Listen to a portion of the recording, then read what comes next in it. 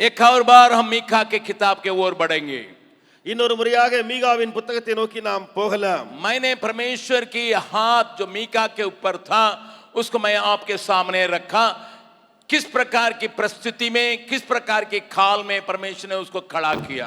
நான் தேவனுடைய கரம் மீகாவின் மேலே இருந்தது. ஆகையினால எப்படிப்பட்ட சூழ்நிலையிலே, எந்த சூழ்நிலையிலே மீகா நபியை தேவன் எழுப்பினார் என்று சொல்லி சொன்னேன்.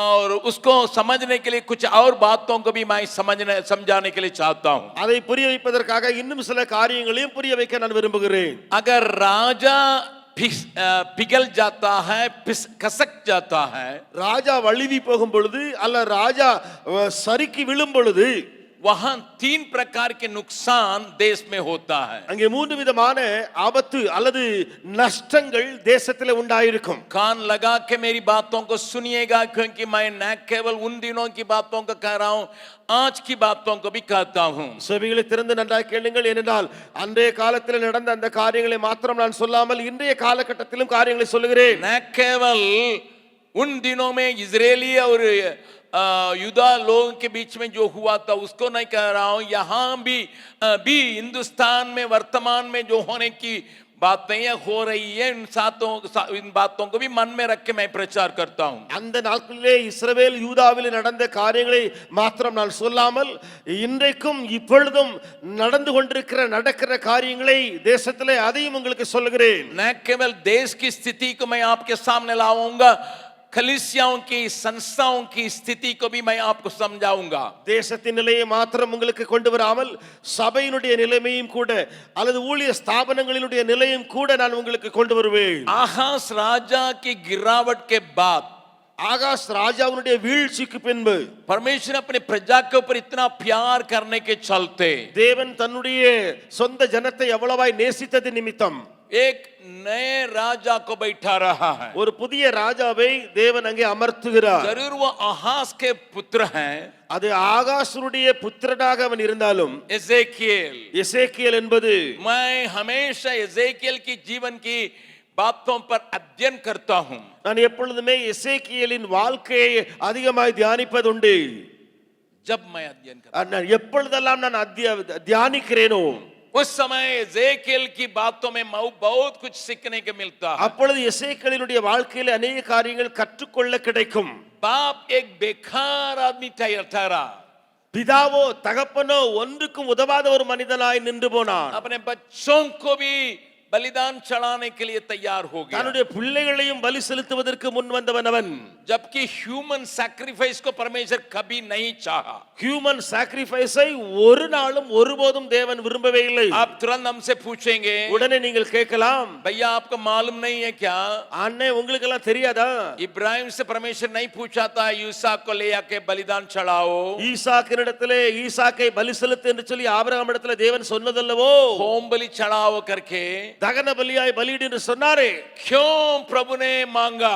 ஏன் கர்த்தர் அப்படி கேட்டார்? मैं आपको याद दिलाने के लिए चाहता हूं. உங்களுக்கு ஞாபகமூட்ட விரும்புகிறேன். उस कहानी आपको मालूम है, इसलिए मैं दोहराने के लिए नहीं चाहता हूं. அந்த கதை உங்களுக்கு தெரியும், ஆகையினாலே நான் திரும்ப சொல்ல வராமல், जरूर इब्राहिम ने ईसाक को वेदी पर लगा दिया था. உண்மையிலேயே ஆபிரகாம் தன் குமாரனாகிய ஈசாக்கை பலிபீடத்தின் மேலே கிடத்தினார். और छुरी को भी इब्राहिम ने उठा लिया था.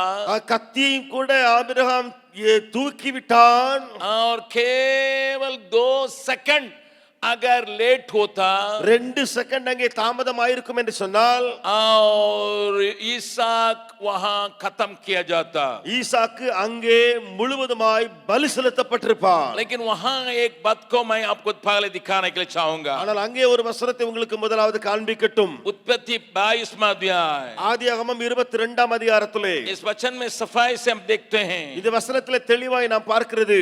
और 10 और 11 पद को पढ़ेंगे. उत्पत्ति 22 अध्याय, ஆதியாகமம் 22 10 11 வசனத்தை வாசிக்கலாம். एकदम सफाई से पाते हैं.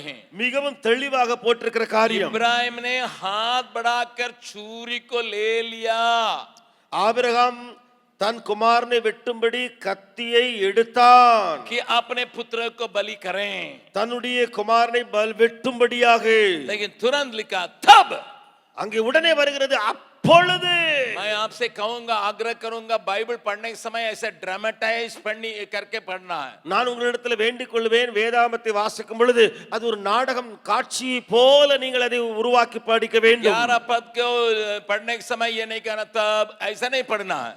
11வது வசனத்தை வாசிக்கும் பொழுது அப்பொழுது அப்படின்னு வாசிக்க கூடாது. तब அப்பொழுது यहोवा के दूत ने स्वर्ग से उसको पुकार के कहा. கர்த்தருடைய தூதனானவர் வானத்திலிருந்து கூப்பிட்டார். बुलाना और पुकारने में अंतर है. அழைக்கிறது கூப்பிடுறது ரெண்டுக்கும் வித்தியாசம் உண்டு. बुलाया नहीं, அழைக்கவில்லை. हमारा हिंदुस्तान के और खास करके उत्तर बिहार, उत्तर भारत के ट्रक के पीछे क्या लिखा है? இந்தியாவிலே வட இந்தியாவில பாத்தீங்க சொன்னா ட்ரக்குக்கு பின்னால என்ன எழுதி இருக்கும்? हॉर्न प्लीज करके लिखा है. ஹார்ன் ப்ளீஸ் என்று போடப்பட்டிருக்கும். लेकिन हिंदी में जब लिखता है, ஆனால் இந்தியில எழுதும் பொழுது पुकारो, கூப்பிடு சத்தமிடுன்னு போட்டிருக்கும். और कोई कोई ट्रक के लिखते हैं साउंड हॉर्न. சில ட்ரக் பின்னால எழுதி இருக்கும் சவுண்ட் ஹார்ன் என்று. विदेश के लोग आके पढ़ते हैं साउंड हॉर्न. अरे बाबा, हमारे यहाँ हॉर्न बजाने से भीतर कर देगा बाबा. வெளிநாட்டுக்காரங்களா இங்க வரும் பொழுது சொல்லுவாங்க, சவுண்ட் ஹார்ன் வேற போட்டிருக்காங்க, எங்க தேசத்துல ஹார்ன் அடித்தாலேயே உள்ள கொண்டு போட்டுருவாங்க. वहां आप विदेश में जाइएगा, நீங்க வெளிநாட்டுக்கு போனீங்கன்னு சொன்னா हॉर्न बजता नहीं है. அங்க ஹார்ன்லாம் அடிக்காது. अगर कोई गलती करता तब हं, बस इतना ही. யாராவது தப்பு செஞ்சாங்கன்னு சொன்னா ஹை சொல்லி ஒரு ஹாரன், बस इतना ही. அவ்வளவுதான் ஹாரன் அடிக்கும். इससे ज्यादा हॉर्न नहीं बजा सकते. அதுக்கு மேல ஹாரன் நீங்க அடிக்க முடியாது. आप दुबई में जाइए, इंग्लैंड में जाइए, अमेरिका में जाइए, ऑस्ट्रेलिया में जाइए, सिंगापुर में जाइए. துபாய்க்கு போனானே, சிங்கப்பூருக்கு, ஆஸ்திரேலியா, இங்கிலாந்துக்குலாம் நீங்க போய் பாருங்க. लेकिन आपके यहाँ लोग लिखे साउंड हॉर्न, इसका मतलब पपरा पपरा पपरा पपरा पपरा. अरे भैया ये क्या लिखे? இங்க சவுண்ட் ஹார்ன் பப்பர பப்பர பப்பர பப்பரன்னு சொல்லிட்டு இது என்னையா விஷயங்க? हम हमेशा कहते हैं हम हिंदुस्तानी हैं. நான் எப்பொழுதும் சொல்லுவேன் நான் இந்தியன், நான் இந்தியன் என்று சொல்லி. हम लोग हमको हल्ला करके यही आदत है. நமக்கு சத்தம் போட்டு போட்டு தான் பழக்கம் ஆயிடுச்சு. हॉर्न प्लीज भी नहीं, साउंड हॉर्न. ஹார்ன் ப்ளீஸ்னு எழுதாம சவுண்ட் ஹார்ன் போடுறான். हॉर्न प्लीज का मतलब बुलाओ, ஹார்ன் ப்ளீஸ்னா அழை அழை. और साउंड हॉर्न का मतलब पुकारो. சவுண்ட் ஹார்ன் சொன்னா கூப்பிடு. समझ में आ गया? கேக் புரிய வந்துட்டா? तो स्वर्गदूत ने तुरंत उसको पुकार के कहा. அங்கே தூதன், வானத்தினுடைய தூதன் உடனே கூப்பிடுகிறான். उस शब्दों को देखिए, Bible is a very interesting book giving a real picture. Bible एक सुंदर ऐसे रुचिदायक किताब है, सचमुच के दृश्यों को आपके सामने ला देती है. हे इब्राहिम, अब्राहम अब्राहम कैसा कहता है? எப்படி சொல்லுகிறார்? ऊपर से नहीं, इब्राहिम ऐसा नहीं. மேல இருந்து அப்ரஹாம் அப்படி சொல்லல. हे इब्राहिम, அப்ரஹாம் அப்ரஹாம் அப்ரஹாம். हाथ लगा दो. ஐயா வச்சி வச்சறாத அப்படின்னு மேல இருந்து வர்ற மாதிரி. मैं जांच रहा था बाबा. எப்பா நான் சோதித்து கொண்டிருந்தேன்ப்பா. मैं तुमको जांच रहा था. எப்பா உன்னை நான் சோதிச்சிட்டுல கொண்டிட்டு இருந்தேன். क्या सचमुच में तुम मेरी आज्ञाकारी रहोगे? நீ உண்மையிலேயே எனக்கு கீழ்ப்படிவாயா இல்லையான்னு சொல்லி. अगर 2 सेकंड भी लेट होता अब इब्राहिम मार ही देता. 2 செகண்ட் லேட் ஆயிருக்கு சொன்னா ஆபிரகாம் குத்தியே எடுத்திருப்பான். आप तुरंत पूछेंगे. உடனே நீங்க கேட்கலாம், जब इब्राहिम के तंबू में कुछ स्वर्गदूत आए, उनको मालूम नहीं था स्वर्गदूत है, लेकिन मेहमान आया. ஆபிரகாமுடைய கூடார வாசல்ல தூதர்கள் வந்த பொழுது ஆபிரகாமுக்கு தெரியாது தூதர்கள் தான் வந்திருக்காங்கன்னு சொல்லிட்டு நினைச்சான் விருந்தினர்கள் என்று சொல்லி. उसका उम्र 99 था. அப்பொழுது அவனுடைய வயது 99. वहां पर 99 का इब्राहिम को थोड़ा देखिएगा. 99 வயது நிறைந்த ஆபிரகாம் அங்கே கொஞ்சம் பாருங்களேன். वहां पर 18 अध्याय 18வது அதிகாரத்துல और 6 पद 6ஆம் வசனம். 18 6 पद 18:6. सो इब्राहिम ने तंबू में सारा के पास फुर्ती से जाकर कहा. அப்பொழுது ஆபிரகாம் தீவிரமாய் கூடாரத்தில் சாராளிடத்துக்கு போய் சொன்னான். फुर्ती से, தீவிரமாய். 7वां पद का पढ़िएगा. 7ஆம் வசனத்தை வாசியுங்கள். फिर इब्राहिम गाय बैल के झुंड में दौड़ा. திரும்ப ஆபிரகாம் மாட்டு மந்தைக்கு ஓடி. हमारे भाई लोगों को कुछ साल को मैं देख रहा हूं. நம்முடைய சகோதரனுடைய சில ஓட்டத்தை நான் பார்க்கிறேன். 50 साल होने से ऐसे चलेंगे। 50 வயது ஆன உடனே अरे भैया क्या हो गया, இப்படிதான் நடப்பாங்க. என்ன ஆயிட்டு உங்களுக்கு? उम्र हो गया 50। வயசாயிட்டே. अरे थोड़ा जल्दी चलिए ना சீக்கிரம் போங்களே. भैया, शुगर बढ़ जाएगा, அண்ணே சுகர் கூடிரும், வேகமா போனோம்னா कलेजा फट जाएगा। ஈரலை வெடிச்சிடும். लेकिन 99 बरस का बुढ़ा दौड़ा है। 99 வயது கிழவன் ஓடுனா. क्यों दौड़ा है? ஏன் ஓடுனாரு? घर में मेहमान आया है भाई, வீட்டுல விருந்துக்காரங்க வந்திருக்காங்க.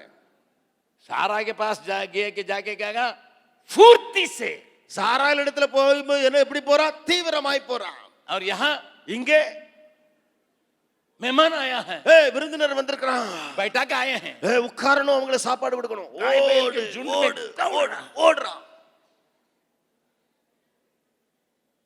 ये बुढ़ा आदमी अगर छुरी उठा लेगा तो मार ही देगा। இந்த வயசான ஆளு கத்திய தூக்கிட்டான்னு சொன்னா கொன்னே போட்டுருவான், அவ்வளவுதான். इसलिए ये स्वर्गदूत को कहना पड़ा, ஆகையினால தூதனுக்கு சொல்ல வேண்டியதாயிட்டு. ஆபிரகாம். देखना, 2 बार बोलाना पड़ता। அங்கே பாத்துருக்க 2 முறை ஆபிரகாம் சொல்லிருக்கா இல்லையா? प्रभु के नाम की स्तुति महिमा हो। தேவ நாமத்துக்கு மகிமை உண்டாவதாக. लेकिन 22 अध्याय का पहला पद को देखिएगा। 22வது அதிகாரம் முதலாம் வசனம் என்ன சொல்லுது பாருங்க. इन बातों के पश्चात ऐसा हुआ कि परमेश्वर ने इब्राहिम से ये कहकर उसकी परीक्षा की कि ये इब्राहिम, இந்த காரியங்கள் நடந்த பின்பு தேவன் ஆபிரகாமை சோதித்தார். எப்படி எனில் அவர் அவனை நோக்கி ஆபிரகாமே என்றார். एकदम साधारण तौर से इब्राहिम, ஆபிரகாமே என்று சாதாரணமாக यहाँ 2 बार अब्राहम क्यों कहा? ஆனால் இங்க அந்த வசனத்துல பாரு, ஆபிரகாம் ஆபிரகாம் சொல்றார். I am not interested in the human sacrifice. मैं ह्यूमन या मनुष्य को बलि चढ़ाने की बातों से प्रसन्न नहीं हूं. इसलिए उसने बाद में कहा, ஆகையினாலே பின்னால போய் அவர் சொல்லுகிறார், इजरायली लोगों से कहा, இஸ்ரவேலர்களை பார்த்து சொல்லுகிறார், खानान देश के लोगों को मैंने उनके देश में से उल्टी कर दिया। கானான் தேசத்திலிருந்து அவருடைய ஜனங்களை நான் வாந்தி பண்ணி போட்டு விட்டேன். क्यों? ஏன் வாந்தி பண்ணி उन्होंने போட்டார்? अपने बच्चों को बलिदान चढ़ाया। அவங்க தங்களுடைய பிள்ளைகளை பலி செலுத்தினார்கள். ஆகையினாலே रूत के चरित्र के ऊपर एक फिल्म है, हिंदी में है, आप YouTube में देखिएगा। ரூத்துடைய சரித்திரம் இந்தியிலே ஒரு படமாக யூடியூபில் நீங்கள் பார்க்க முடியும். उसको देखिएगा, அதை நீங்கள் பாருங்கள். थोड़ा सा उसमें जोड़ा गया इतिहास, அதுல கொஞ்சம் வரலாறு இணைக்கப்பட்டிருக்கிறது. जिसको बाइबल में आप पढ़ नहीं सकते हैं। நீங்கள் அதை வேதாகமத்தில் பார்க்க முடியாது. वो रूत कौन थी? அந்த ரூத்து யாராயிருந்தாள்? उसको देखिएगा। அதை கொஞ்சம் அந்த படத்துல பார்க்கலாம். उन दिनों में बच्चों को बलि चढ़ाने वाले थे मोवाब के लोग। அந்த நாட்களிலே மோவாபியர்கள் பிள்ளைகளை பலி செலுத்தி வந்தார்கள். इसलिए ஆகையினாலே परमेश्वर कभी नहीं चाहा कि लोगों को बलि चढ़ाएं। தேவனாய கர்த்தர் ஒருபோதும் விரும்பவே இல்லை ஜனங்களை பலி செலுத்துகிற காரியத்தை. परंतु ஆனால் मेरा पिता का प्रेम इतना था मेरे ऊपर, आपके ऊपर, என்னுடைய பிதாவினுடைய அன்பு உங்கள் மீது என் மீது எவ்வளவு அதிகமாக இருந்தது. यीशु ने कहा था, अगर कोई तुम्हें जबरदस्ती करेगा 1 மைல் जाने के लिए, இயேசு சொன்னாரே, உங்களை ஒருவன் 1 மைல் தூரம் நடக்க பலவந்தம் பண்ணினால் तुम 2 மைல் जाओ, நீ அவனோடு 2 மைல் தூரம் நடந்து போ. हिंदी बाइबल में लिखा 1 कोस जाए, इसका मतलब 2 किलोमीटर, 2 மைல், 3 किलोमीटर बुलाएं, तुम 6 किलोमीटर जाओ. இந்தியிலே 1 கோஸ் என்று போடப்பட்டிருக்கிறது. அதாவது 2 மைல் என்று சொல்லி, அப்படி என்றால் 3 மைல்னா 6 மைல் போ. इसका मतलब அர்த்தம் என்ன? मनुष्य को बलिदान चढ़ाने के लिए कभी भी परमेश्वर नहीं चाहा, மனிதனை பலி செலுத்துவதற்கு தேவன் ஒருபோதுமே விரும்பவில்லை. परंतु ஆனால் आपसे मुझसे वो प्यार दिखाने के चलते, உங்களிலும் என்னிலும் அவர் அதிகமாய் அன்பு கூர்ந்ததினாலே अपने ठहराए हुए कानूनों को तोड़ के अपने बेटा को बलिदान चढ़ाया. தன்னாலே நியமிக்கப்பட்ட அந்த சட்டத்தை உடைத்தார். அந்த பிதாவானவர் தன்னுடைய குமாரனையே பலி செலுத்தும்படியாக வந்தார். கரங்களை தட்டி ஆண்டவருக்கு நன்றி சொல்லலாமா? Unless you see all these things, you will never appreciate God's love. अगर जब तक आप इन सारी बातों को नहीं समझेंगे तब तक परमेश्वर की स्तुति नहीं करेंगे. मुझे तमिल में एक गीत बहुत पसंद आता है. தமிழில் ஒரு பாடல் மிகவும் பிரியமான பாடல் எனக்கு உண்டு. வானம் பூமி படைத்திருந்தும் வாழ வாடினேன் உன்னை இழந்ததினால், வானம் பூமி படைத்திருந்தும் வாடினேன் உன்னை இழந்ததினால், உன்னை ரட்சிக்க பிதா என்னை அனுப்பினதால் ஓடி வந்தேன் மானிடனாய். உன்னை ரட்சிக்க பிதா என்னை அனுப்பினதால் ஓடி வந்தேன் மானிடனாய். என்னை நேசிக்கின்றாயா, என்னை நேசிக்கின்றாயா, கல்வாரி காட்சியை கண்ட பின்னும் நேசியாமல் இருப்பாயா, கல்வாரி காட்சியை கண்ட பின்னும் நேசியாமல் இருப்பாயா. मैंने सारे संसार का सृष्टि की, परंतु तुम्हें बचाने के लिए पिता ने आज्ञा दिया, इसलिए मैं दौड़ दौड़ के आया हूं. நான் முழு உலகத்தையும் படைத்திருந்தாலும் பிதாவானவர் உன்னை ரட்சிக்கும்படி எனக்கு கட்டளை கொடுத்ததினாலே நான் ஓடி ஓடி இந்த உலகத்துக்கு வந்தேன். लेकिन आहाज ने इस काम को किया.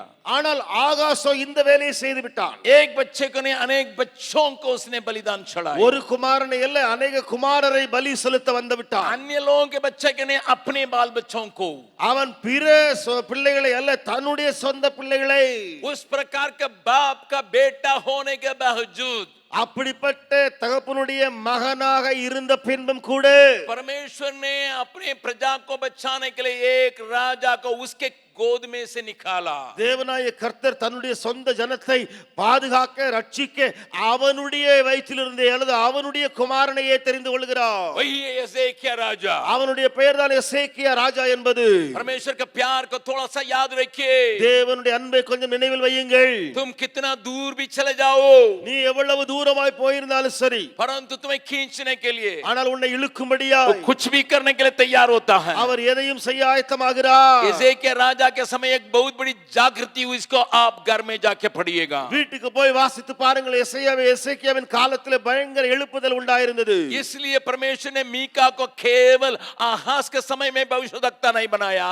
ஆகையினால மீகாவே வெறுமனே ஆகாசின் நாட்களில் தீர்க்கதரிசியாக தேவன் உருவாக்காமல், क्योंकि आहाज के समय की बातों को देखने से परमेश्वर को उनके अलावा, उसको न्याय करने के अलावा कुछ भी नहीं आ सकता था. ஏனென்றால் ஆகாசனுடைய காரியங்களை பார்க்கும் பொழுது நியாய தீர்ப்பை தவிர வேற ஒரு காரியமும் தேவனிடத்திலிருந்து புறப்பட முடியாது. परंतु ஆனால் प्रभु ने लोगों के ऊपर दया करने के चलते, தேவனாய கர்த்தருடைய தயவு ஜனங்கள் மேல இருந்ததினாலே, उनके ऊपर उनकी विचार पगले से ठहराया हुआ इसके चलते, தேவனாய கர்த்தருடைய எண்ணங்கள் முன்னமே ஜனங்களை குறித்து நினைவாய் இருந்ததினாலே, उसने एसेकिया राजा को ऐसा खराब गया गुजरा सड़ा हुआ एक राजा के गोद में से एक सही व्यक्ति को खड़ा किया. ஒரு கட்டழிந்த முழுவதும் மோசம் போன மோசம் போக்கின அந்த ராஜாவுடைய வழியாகவே இப்படிப்பட்ட ஒரு ராஜாவை கத்த தெரிந்து கொண்டார். एक तरफ गलत बातें जो हुई देश में बर्बादी को लाया, ஒருபுறம் தவறாக நடந்த காரியங்கள் தேசத்திலே நஷ்டத்தை கொண்டு வந்தது. लेकिन फिर एक उम्मीद भरी राजा आता है. திரும்ப ஒரு நம்பிக்கை தலைக்கிற ஒரு ராஜா அங்கே எழும்புகிறார். मेरी बात को थोड़ा ध्यान से सुनो बहन. என் காரியங்களை சகோதரி நன்றாய் கேள். जब राजा खराब रहता है, ராஜா கெட்டவனாய் இருக்கும்போது प्रजा खराब हो जाते हैं, அதனுடைய ஜனங்களும் கெட்டவர்களாய் இருப்பார்கள். याजक खराब हो जाते हैं, ஆசாரியர்களும் கெட்டவர்களாய் இருப்பார்கள். लीडर्स खराब हो जाते हैं. தலைவர்களும் கெட்டவர்களாய் இருப்பார்கள். इसलिए जो नेतृत्व कर रहे हैं राजा के लिए, राजा के स्थान में, ஆகையினாலே எந்த ஒரு உயர்ந்த இடத்துல ராஜா ஒருத்தன் தலைவனாய் இருக்கிறாரோ, उस समय के उस देश का क्या होगा? அந்த நேரத்துல அந்த தேசத்தின் நிலைமை எப்படி இருக்கும்? बाइबल मीका कहता है, மீகா சொல்லுகிறான். पढ़िएगा दूसरा अध्याय, இரண்டாவது அதிகாரத்தை வாசித்து मीका பார். का दूसरा अध्याय, மீகா இரண்டாவது அதிகாரம் पहला और दूसरा पद को पढ़ने जा रहे हैं। ஒன்றாம் இரண்டாம் வசனத்தை வாசிக்க போகிறோம். दूसरा अध्याय पहला और दूसरा पद। இரண்டாம் அதிகாரம் ஒன்றாம் இரண்டாம் வசனங்கள். मीका यहाँ भविष्यवाणी कर रहा है, மீகா இங்க தீர்க்கதரிசனமாய் உரைக்கிறான். उसके द्वारा अपने देश की हालत को बतला रहा है। அதன் மூலமாய் தேசத்தின் நிலைமையை அவன் சொல்லுகிறான். हाय उन पर जो बिछौने पर पड़े हुए बुराइयों की कल्पना करते और दुष्ट कर्म की इच्छा करते हैं और बलवंत होने के कारण भोर को दिन निकलते ही वे उसको पूरा करते हैं। அக்கிரமத்தை யோசித்து தங்கள் படுக்கைகளின் மேல் பொல்லாப்பு செய்ய எத்தனம் பண்ணி தங்கள் கையில் வல்லமை இருக்கிறபடியினால் விடியற் காலம் ஆகிற போது அதை நடப்பித்து.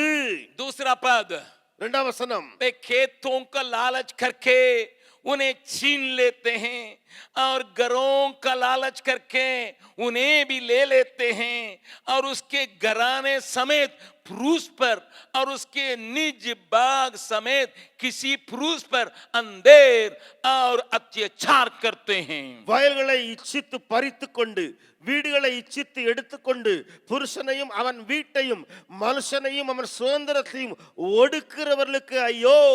पढ़िएगा और இன்னும் வாசியுங்கள். वहां पर कुछ बातों को मैं दिखाऊंगा। அங்கே சில காரியங்களை உங்களுக்கு காண்பிப்பேன். 6 अध्याय 6ஆம் அதிகாரம் और 10 पद से लेकर पढ़ेंगे। 10ஆம் வசனத்திலிருந்து வாசிக்கலாம். 10, 11, 12, 10, 11, 12. 6 अध्याय का 10। क्या अब तक दुष्ट के घर में दुष्टता से पाया हुआ धन और छोटा एपा घृणित नहीं है? துன்மார்க்கனுடைய வீட்டிலே துன்மார்க்கத்தினால் சம்பாதித்த பொக்கிஷங்களும் அருவருக்கப்படத்தக்க குறைந்த மரக்காலும் இன்னும் இருக்கிறதல்லவோ. 11 पद, 11. क्या मैं कपट का तराजू और गटपड़ के बटखारे की थैली लेकर पवित्र ठहर सकता हूं? கள்ள தராசும் கள்ள படிக்கற்களும் உள்ள பையும் இருக்கும்போது அவர்களை சுத்தமுள்ளவர்கள் என்று எண்ணுவானே. 12वां पद, 12. यहाँ का धनवान लोग उपद्रव का काम देखा करते हैं और यहाँ के सब रहने वाले झूठ बोलते हैं और उनके मुंह से छल की बातें निकलती हैं। அவர்களில் ஐஸ்வர்யம் உள்ளவர்கள் கொடுமையாய் நிறைந்திருக்கிறார்கள். அவர்களுக்குள் வாசமாய் இருக்கிறவர்கள் பொய் பேசுகிறார்கள். அவர்கள் வாயில் உள்ள நாவு கபடம் உள்ளது. 7वां अध्याय का दूसरा पद और तीसरा पद। 7ஆம் அதிகாரத்தினுடைய 2ஆம் 3ஆம் வசனங்கள். लिसन, सुनिए. मैं इन सारी बातों को पढ़ने के बाद मैं आपको दिखाने के लिए चाहता हूं देश का तस्वीर। நான் இந்த எல்லா வசனங்களை வாசித்த பின்புதான் அந்த தேசத்தினுடைய நிலைமையை காட்சி உங்களுக்கு காண்பிப்பேன். 7 अध्याय का दूसरा पद। 7ஆம் அதிகாரம் 2ஆம் வசனம். भक्त लोग पृथ्वी पर से नाश हो गए हैं और मनुष्यों में एक भी सीधा जन नहीं रहा। वे सब के सब हत्या के लिए गात लगाते और जाल लगाकर अपने अपने भाई का आहेर करते हैं। तीसरा पद भी, वे अपने दोनों हाथों से मन लगाकर बुराई करते हैं। हाकिम घूस मांगता और न्याय घूस लेने को तैयार रहता और रईस अपने मन की दुष्टता वर्णन करता। इसी प्रकार से वे सब मिलकर जाल साजी करते हैं। தேசத்தில் பக்தி உள்ளவன் அற்றுப்போனான், மனுஷரில் செம்மையானவன் இல்லை. அவர்கள் எல்லாரும் ரத்தம் சிந்த பதிவிருக்கிறார்கள். அவனவன் தன் தன் சகோதரனை வலையிலே பிடிக்க வேட்டையாடுகிறான். பொல்லாப்பு செய்ய அவர்கள் 2 கைகளும் நன்றாய் கூடும். அதிபதி கொடு என்கிறான், நியாயாதிபதி கைக்கூலி கேட்கிறான். பெரியவன் தன் துராசையை தெரிவிக்கிறான். இவ்விதமாய் புரட்டுகிறார்கள். आपको बीते दिनों की पत्रिका के बारे में मालूम है। உங்களுக்கு கடந்த நாட்களிலே செய்தித்தாள் செய்தி தெரியும். उड़ीसा में एक कांग्रेस नेता के घर में 383 करोड़ रुपया पकड़ाया गया। ஒரிசாவிலே ஒரு காங்கிரஸ் தலைவனுடைய வீட்டிலே 383 23 கோடி ரூபாய் அங்கே பெறப்பட்டது. राजस्थान में एक एमपी जो बीजेपी का है उसके घर में 281 करोड़ रुपया पकड़ाया गया. அங்கே ராஜஸ்தானிலே ஒரு எம்பி பிஜேபி சேர்ந்தவர் அவருடைய வீட்டிலே 251 கோடி ரூபாய்கள் எடுத்தார்கள். गुजरात में एक डायमंड बेचने वाला या बनाने वाला एक व्यापारी के घर में குஜராத்திலே டைமண்ட் விற்கிற ஒரு வியாபாரியுடைய வீட்டிலே 159 करोड़ पकड़ाया गया है. 159 கோடி பணம் எடுக்கப்பட்டது. कोई भी पार्टी के क्यों न हो, எந்த பார்ட்டியா இருந்தாலும் என்ன, सब लोग लुटेरा है, लुटेरा है, लुटेरा है. எல்லாருமே கொள்ளைக்காரர்கள், கொள்ளையடிக்கிறவர்களா இருக்கிறார்கள். मैं इनके कहानी नहीं बतलाने जा रहा हूं, நான் கதையெல்லாம் இங்கே சொல்ல வரவில்லை. मैं इतने ही बतलाने जा रहा हूं. நான் கதை சொல்ல வரவில்லை. वहां पर लिखा है, அங்கே எழுதி இருக்கிறது. वे तीसरा पद में फिर पढ़ रहा हूं. மூன்றாம் வசனத்தை திரும்ப வாசிக்கிறேன். न्याय घूस लेने के तैयार रहता है நியாயாதிபதி கைக்கூலி கேட்கிறான். और रात में बैठ के सोचता है, அவன் இரவிலே தூங்கி யோசித்துக் கொண்டிருக்கிறான். किसको मारूं, யாரை किसको அடிப்பது, बुराई करूं, யாருக்கு தீமை किसको செய்யட்டும், बदनाम करूं. யாரை நான் கிண்டல் பண்ணட்டும், सुनिए, கேளுங்கள் ये देश का हालत. இந்த தேசத்தினுடைய நிலைமையை. मैं अनेक वचनों को बतला सकता हूं, அநேக வசனங்களை காண்பித்து கொடுக்க முடியும் लेकिन मैं என்றால் 3 बात को इसलिए रखता हूं. நான் 3 காரியங்களை வைக்கிறதின் காரணம், और न्यायी जो न्यायाधीश करने के लिए बैठे हैं, நியாயாதிபதி நியாய சிங்காசனத்தில் நியாயம் விசாரிக்க கூடியவன் वो जो है, அவன். अभी नजदीक में एक लड़की जाके वहां पर पुलिस में कंप्लेन की. சமீபத்திலே ஒரு பெண் போய் போலீஸ்ல கம்ப்ளைன்ட் கொடுத்தாள். एक रात आओ, ஒரு இரவு வா, मेरे साथ सो जाओ. என்னோடு கூட நீ தூங்கு. किसको कहते हैं? யாரை பார்த்து சொல்லுகிறான்? एसपी से बातचीत करते हैं. எஸ்பி ட்ட பேசுறாங்க. एक महिला है एसपी, ஒரு பெண் எஸ்பி இருக்கிறார். Superintendent police, superintendent of police என்று சொல்லுகிறோமே, जज बुलाता है. ஜட்ஜ் கூப்பிடுகிறார். तुम्हें भीतर करने का अधिकार मेरा है, உன்னை நான் உள்ளே அடைத்து போட எனக்கு அதிகாரம் இருக்கிறது தெரியுமா? लेकिन मैं तुम्हें बचा सकता हूं. ஆனால் நான் உன்னை காப்பாற்ற முடியும். क्या करना है? நீ என்ன செய்யணும்? एक रात आके मेरे साथ सो जा. ஒரு இரவு வந்து என்னோடு கூட படுத்துக்கொள். इस प्रकार की गंदगी इस देश में पूरा पूरा कोने में पाया जाता है. இப்படிப்பட்ட அசிங்கங்கள் எல்லா தேசத்தின் மூலைகளிலும் காணப்படுகிறது. कारण कौन है, क्या है? காரணம் யார், என்ன? क्योंकि उसका अगुवा सही नहीं. தேசத்தின் தலைவன் சரியாக இல்லை. राजा आकाश की गिरावट ராஜா ஆகாசுடைய வீழ்ச்சி देश को बर्बाद कर सकता है. தேசத்தை அழித்து போடக்கூடியது. यह आत्मिक संसार में भी एक काम होने का संभावना है. இது ஆவிக்குரிய உலகத்திலும் இந்த வேலை நடப்பதற்கு முழு சாத்தியம் உண்டு. मैं जानता हूं, நான் அறிந்திருக்கிறேன் அதை. मैं जानता हूं. நான் அறிந்தே இருக்கிறேன். कई पास्टर लोग, अनेक पास्टर्स किसी विधवा के घर में 10 बार जाएगा. யாரோ ஒரு விதவையின் வீட்டுக்கு 10 முறை போயிட்டு வருவான். लोग सोचेंगे उनको मदद करने के लिए जा रहा है, ஜனங்கள் நினைப்பா அந்த விதவைக்கு உதவி செய்ய தான் போறாரு போல. लेकिन कारण दूसरा है. ஆனா காரணமோ வேறொன்று. वह अकेली है, அவள் தன்னந்தரியாய் உள்ளே இருக்கிறாள். कम उम्र की है, வயதோ அவளுக்கு குறைவு. फंस जाएगी. சிக்கிக் கொள்ளுவாள், மாட்டி விடுவாள்.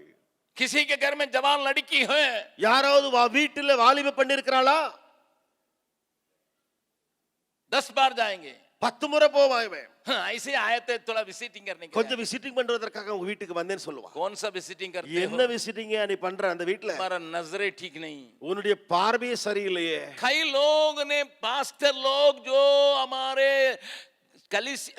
नहीं कलीसिया के लड़कियों के लिए जो फोन किए, उसका फोन कॉल को रिकॉर्ड करके मेरे पास भेजते हैं. अनेक போதகர்கள் நம்முடைய ஊழியத்தில் இல்லையா இருந்தாலும் அவர்கள் பெண்களிடத்திலே பேசின போன் கால்கள் இருக்கிறதே, அந்த போன் கால்களை ரெக்கார்ட் பண்ணி என்னிடத்தில் அனுப்பி இருக்கிறார்கள். सुन लो, நன்றாய் கேட்டுக்கொள். तुम्हारी पवित्रता को, உன்னுடைய பரிசுத்தத்தை குறித்து, तुम्हारी अर्पणता को, உன்னுடைய அர்ப்பணிப்பை குறித்து अपने लाभ के लिए इस्तेमाल करने वाला है आत्मिक संसार में भी. இன்றைக்கு ஆவிக்குரிய உலகத்திலேயும் இவைகளை தங்கள் சொந்த லாபத்துக்காக பயன்படுத்துகிறவர்கள் உண்டே. If you are a leader of a church, अगर आप एक लीडर के अगुवे हैं, चर्च के अगुवे हैं, if you are not okay, अगर आप सही नहीं है, then your whole church will be बिल्कुल डिस्ट्रक्शन के ओर आगे बढ़ रहेगा. அப்படி என்றால் உங்களுடைய முழு சபையாருமே அழிவை நோக்கியே போய் கொண்டிருப்பார்கள். लोग किस प्रकार की स्थिति में रहते थे उस समय? அந்த நாட்களிலே ஜனங்களுடைய நிலைமையை கொஞ்சம் பார்த்து பாருங்கள். मीका के समय में कांग्रीगेशन का हालत क्या है भैया? மீகாவுடைய காலகட்டத்திலே சபையாருடைய நிலைமை என்ன? दूसरा अध्याय 2ஆம் அதிகாரம் 11वां पद. 11வது வசனம். यदि कोई झूठी आत्मा में चलते हुए झूठी और व्यर्थ बातें कहें और कहें कि मैं तुम्हें नित्य दाखमधु मदिरा के लिए प्रचार सुनाता रहूंगा, तो वही इन लोगों का भविष्यवक्ता ठहरेगा. மனம் போகிற போக்கின்படி போய் அபத்தமானதை உரைக்கிற ஒருவன் திராட்சரசத்தையும் மதுபானத்தையும் குறித்து நான் உனக்கு பிரசங்கிப்பேன் என்றால் அவனே இந்த ஜனத்துக்கு ஏற்ற பிரசங்கியாயிருப்பான். तमिल ट्रांसलेशन में थोड़ा सा अंतर है, लेकिन हिंदी में इस प्रकार है, लेकिन तमिल में जो है मैं इसको बतलाऊंगा. நான் தமிழ்ல கொஞ்சம் வித்தியாசமா அங்க இருக்கிறது. அந்த தமிழ்ல இருக்கிற காரியத்தை நான் உங்களுக்கு சொல்லுகிறேன். लोगों को खुशामद करने वाला प्रचार करने वाले, ஜனங்களை முழுவதுமாய் மனதை சந்தோஷப்படுத்துகிற பிரசங்கிமார்கள், केवल उनका एंटरटेन करने वाले के लिए, அவர்களை என்டர்டெயின் மட்டும் பண்ணக்கூடிய ஊழியக்காரர்கள். लिसन सर, सुनिए, கேளுங்கள் ஐயா. हमारे भारत वर्ष में भी ये बात है. நம்முடைய இந்தியாவிற்குள்ளேயும் இந்த காரியம் உண்டு. बिहार के अंदर भी ऐसे लोग आते हैं. பீகாருக்குள்ளேயும் அப்படிப்பட்டவர்கள் வருகிறார்கள், வந்திருக்கிறார்கள். तमिलनाडु से किसी चर्च वाले ने मुझे फोन करके बुलाया. தமிழ்நாட்டில் ஏதோ ஒரு சபையை சேர்ந்தவர்கள் என்னை போன் பண்ணி அழைத்தார்கள். ब्रदर जबकुमार, हमारे कन्वेंशन है 3 दिन का. பிரதர் ஜெபக்குமார், எங்களுடைய சபை கன்வென்ஷன் 3 நாட்கள் இருக்கிறது, आप आ सकते हैं? நீங்க வர முடியுமா? मैंने कहा तो हमारे पास समय नहीं है. நான் சொன்னேன், என்னிடத்துல நேரம் கிடையாது இப்போ. उन्होंने कहा ना ना ना ना इस साल के लिए, अगले साल, क्योंकि मैं आप बहुत बिजी आदमी हैं. அவர்கள் உடனே சொன்னார்கள், இல்ல இல்ல இந்த ஆண்டு இல்ல, நீங்க ரொம்ப பிஸியா இருப்பீங்க, அடுத்த ஆண்டிற்காக. मैंने कहा ब्रदर प्रार्थना करेंगे, सोचेंगे. நான் சொன்னேன், பிரதர் ஜெபிப்பேன், யோசிக்கிறேன். उन्होंने कहा உடனே சொன்னார்கள், हमारा कलिसिया के लोग ना, எங்க சபையார் இருக்காங்க இல்லையா அண்ணே, कोई बीते बार आया था एक प्रचार, ஒரு பிரசங்கியார் கடந்த முறை வந்தாரு பாருங்க. लोग हंसते हंसते उनका पेट फूल गया, उतना जोक सुनाया. அவ்வளவாய் சிரித்தாங்க எங்க சபைக்காரங்க எல்லாரும். ஏன்னா ஊழியக்காரர் அவ்வளவு ஜோக் அடிச்சு பேசிக்கிட்டே இருந்தாரு. हम लोग हंसते हंसते पेट फूल गया. நாங்க சிரித்து சிரித்து வயிறே வீங்கி போயிட்ட மாதிரி. आप भी आके थोड़ा सा ऐसा प्रचार करिएगा, हम तुरंत बुला लेंगे. நீங்களும் வந்து அப்படி ஒரு பிரசங்கம் பண்ண சொன்னா உங்களை நாங்க உடனே கூப்பிட்டுருவோம். मैं क्या कहा मालूम है? ஆனா நான் உடனே என்ன சொன்னேன் தெரியுமா? अगर मैं आऊंगा आप हंसेंगे नहीं, आपका पेट फट जाएगा ही. நான் சொன்னேன், ஐயா நான் வருவேன், ஆனா வரும் பொழுது உங்க வயிறுலாம் வீங்காது, நீங்க சிரிக்க மாட்டீங்க, வயிறு வெடித்து போகும். तुम्हारा पेट भी फट जाएगा, दिल भी फट जाएगा. உங்க வயிறு வெடிக்கும், இருதயமும் வெடிச்சிரும். उन्होंने कहा, அவர் சொன்னார், तब तो आप हमारे कांग्रेगेशन का योग्य प्रचारक नहीं है. அப்படி என்றால் நீங்க என்னுடைய சபைக்கு ஒரு யோக்கியமான அல்லது பாத்திரமான ஒரு பிரசங்கியார் அல்ல. मैंने कहा तो ठीक है. நான் சொன்னேன் சரி. लेकिन उन्होंने कहा हम लोग बहुत बड़ा दान देते हैं. அவர்கள் சொன்ன காரியம், அண்ணே நாங்க ஒரு பெரிய தொகையை காணிக்கையா கொடுக்கிறவர்கள். मैंने कहा तुम्हारा पैसा तुम्हारे साथ नाश हो. உன்னுடைய பணம் உன்னோட நாசமாகட்டும். My dear brother, मेरे भाई, this is happening in the churches. आजकल ये बातें कलीसिया में हो रही है. उनको बुलाइए ना, इधर से उधर नाचेगा, इधर से उधर भागेगा, एकदम लोग एकदम नाचने लगेंगे. ऐसे लोगों को बुलाना क्यों? ये पागल पादरी का बुलाया है. ஏ அவனை கூப்பிடப்பா, அவன் அங்க இருந்து இங்க ஓடுவான், அங்க இருந்து அங்க ஆடுவான். அது பைத்தியக்காரன் இன்னொரு பைத்தியக்காரனை கூப்பிட்டுருக்கான். That was the condition when Ahaz is not clean in his ruling. यही स्थिति थी, क्यों? आहाज जो है अपने राज्य करने के तरीका में शुद्ध नहीं था.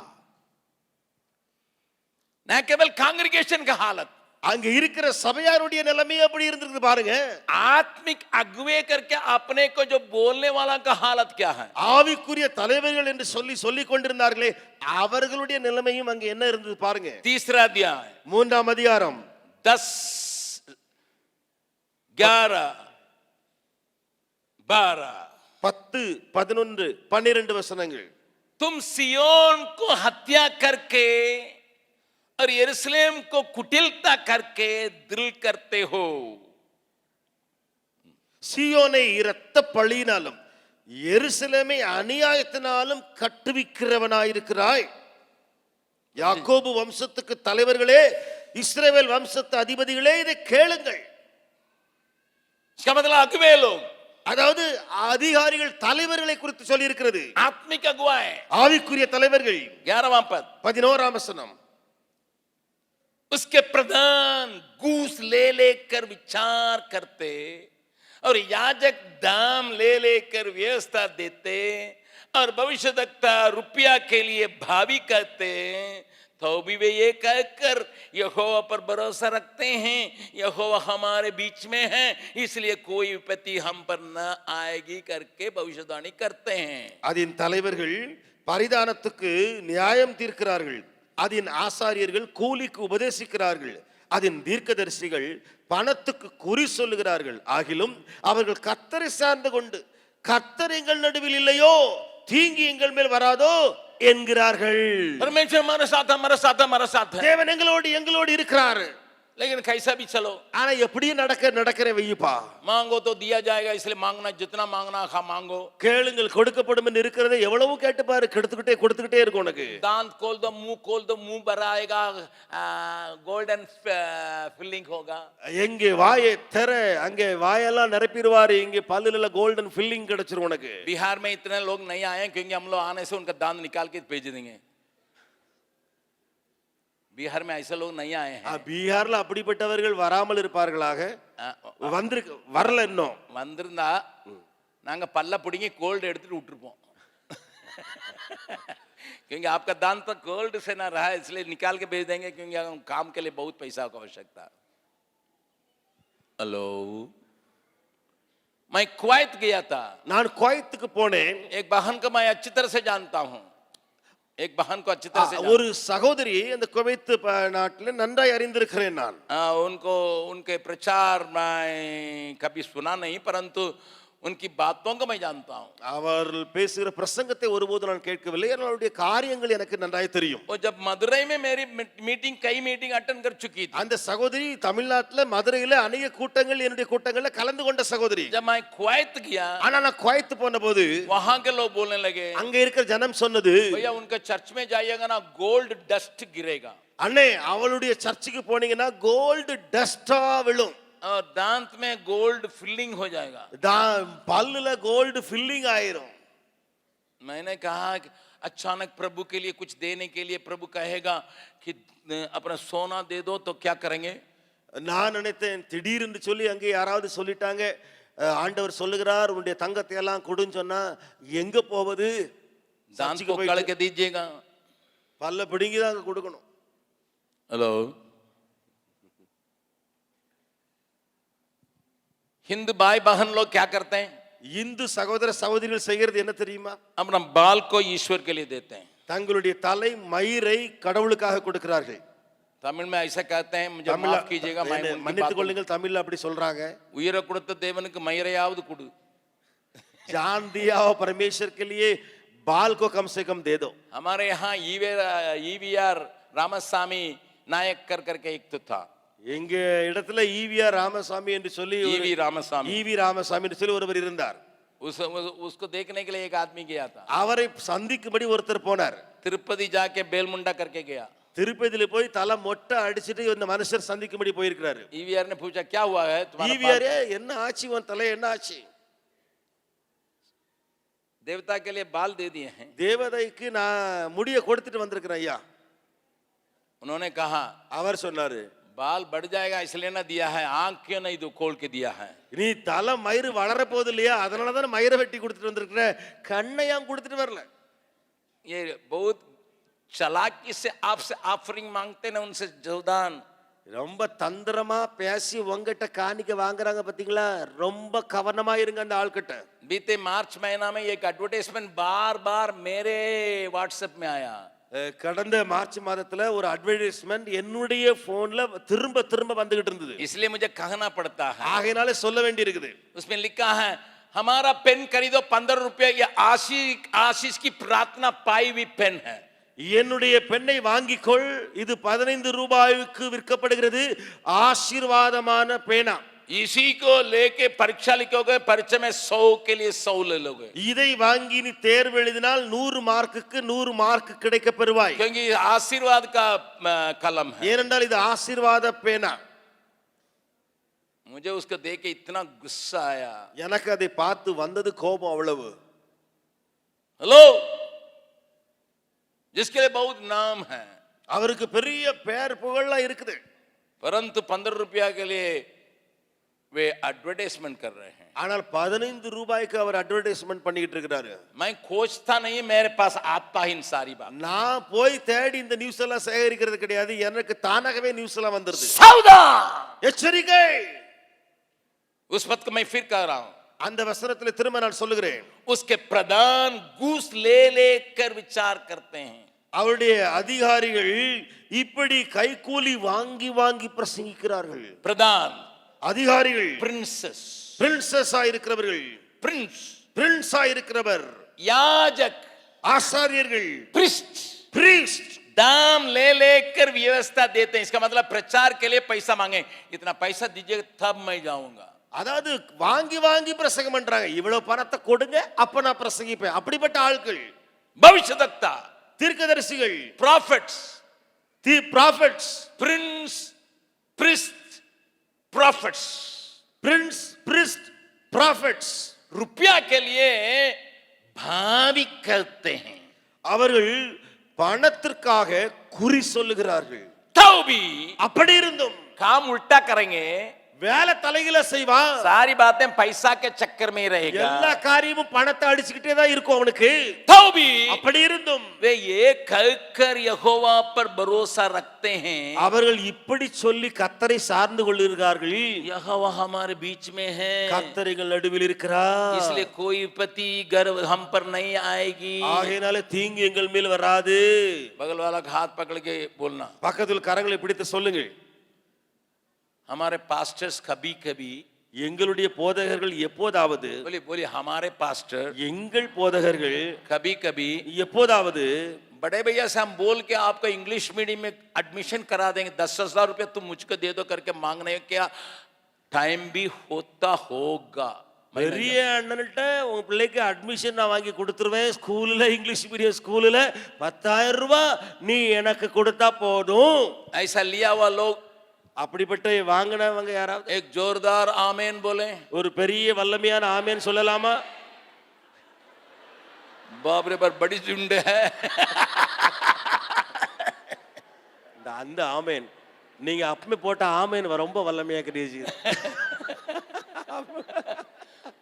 बाप रे बाप, इतना लोग आप पैसा लेते हैं, घूस लेके ही हमारे पास आते हैं. कोई मत आना, யார் வந்துறாத 10,000 ரூபாய் வாங்கிட்டு அட்மிஷனுக்கு ஏன்ட்ட வர்றியா? टांग तोड़ देंगे.